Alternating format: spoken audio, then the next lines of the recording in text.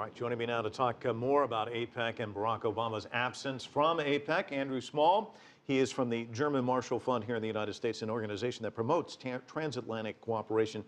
Welcome to the broadcast. Thanks so much for coming. The U.S. has made a lot out of this pivot to Asia, and I just want to share a quote from an advisor to the Philippines Congress.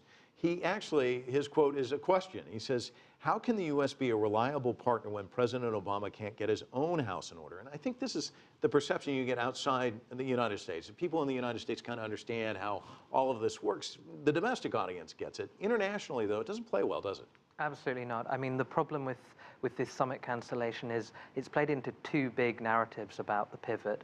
First is it's clear that the president and his team have the intention to pivot to Asia and to move away from their level of focus on the Middle East. The question has always really been about the execution, about their capacity to switch attention from these trouble spots, and whether at home they have the capacity to deliver economically, politically, and strategically. And so this is the circumstances of this are a real hit to that sort of basic credibility point.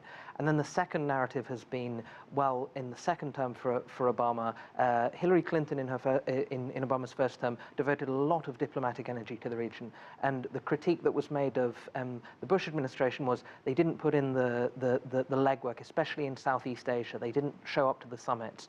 The message from the Obama administration was, we're doing this differently, and we are showing up. We're going to be there for these things.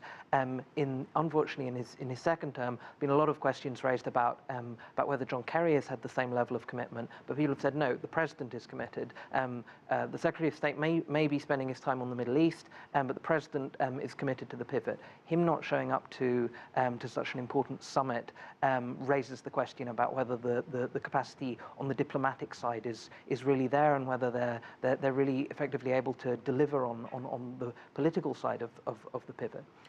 And then there's perception versus reality. The perception, I think, if you take the worldview and you look from the outside in, this is a president who went to Congress and said, I want you to vote on Syria, then realized he didn't have the votes there, and then all of a sudden there's this adjustment, and we get the resolution at the UN.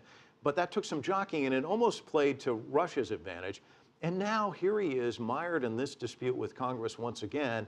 And from a leadership standpoint, this is a world leader, a world stage. He can't even go to this event. How much of a hit is this for his prestige worldwide? Well, I mean, in other circumstances, you would have said, well, he didn't want to become embroiled in Syria. This is almost the model element of the pivot. He's not going to be sucked into these things. He was looking for a get out, whatever it was, even if that involved going to a Congress that wasn't going to vote through the thing he'd claimed he wanted to do. But no, the focus was going to be East Asia rather than these sorts of embroilments. So this is why it's a double hit. I mean, it does go to a more fundamental credibility about the capacity to execute basic elements of U.S. foreign policy around the world at the moment, and there's the domestic capacity to deliver on some of these things just feels like it's not there right now. And so much of this is about personalities. Australia has a new prime minister, Tony Abbott.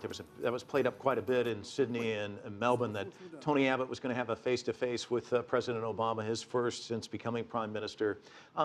What about that personal element and these relationships, which also, that can take a hit as well? It can. I think stepping back from it slightly, the underlying elements that the Asian countries are looking to are nonetheless the fundamentals about what the US is doing in the region. And at the same time as there's all the theatre taking place on the diplomatic side, the fundamentals in Obama's second term were really, can he deliver on the economic and trade piece, and can he deliver on the military elements of the pivot? A lot of the diplomatic groundwork was laid in the first term. So at the same time, while you have Mike Froman doing what he's doing, and Chuck Hagel doing what he's doing in the region, there's a lot of things going on behind the scenes that will potentially deliver outcomes on both the economic and military side that are very consequential. The problem is they know that the diplomatic theatre and they know that the diplomatic relationships on these things provide that overarching framework, especially at the presidential level, and that's the big loss. And even on the trade negotiations, I think you've seen not just on TTP but on on the Transatlantic Trade and Investment Partnership as well, where the talks next week are cancelled with the Europeans.